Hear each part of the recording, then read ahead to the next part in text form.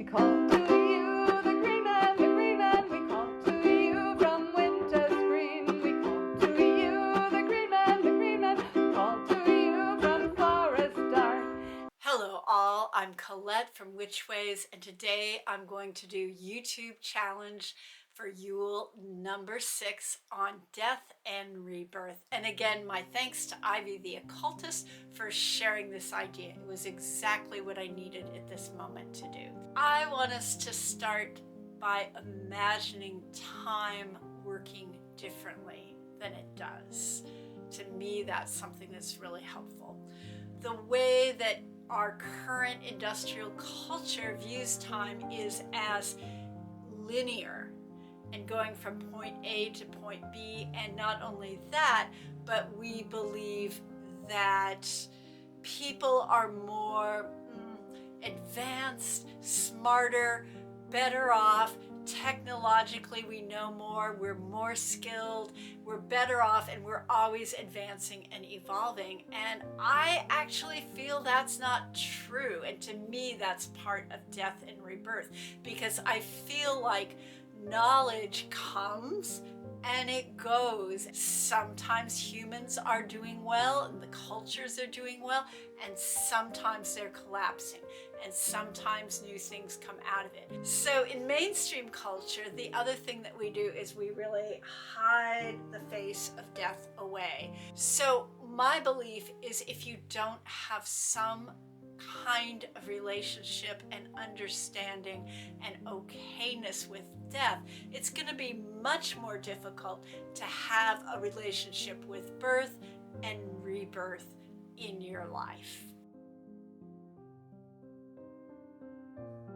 One way to do this would be to place a bowl of water on your altar at sunset. Do whatever practices you normally do around circle casting, calling in beings. Light a candle and speak your intention or hope that we or you as an individual can come to a better understanding of death and rebirth cycles, or that our culture moves into more of an alignment with death and rebirth in a way that is beneficial for all beings.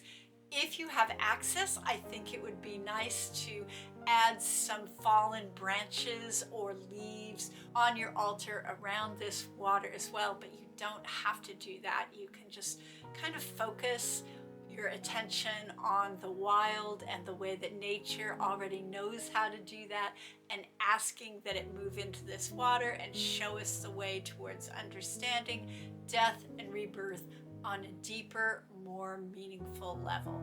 Then let it sit out overnight, as I said, from sunset to sunset. One of the things you can do is to pour it out on the land as an offering over the course of a few days. And as you pour those offerings out on the land, I would just hold the space inside yourself and the intention to try to gently and easily start to assimilate and understand the powers of birth and death and ways in which they can be valuable.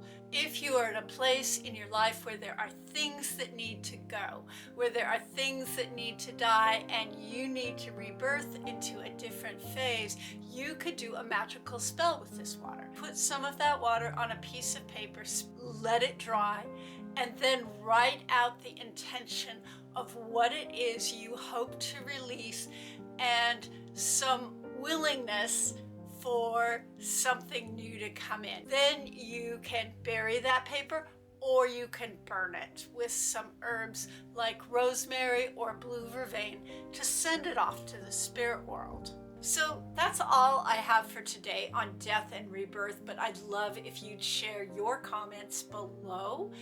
And until I see you next time, stay safe and be well.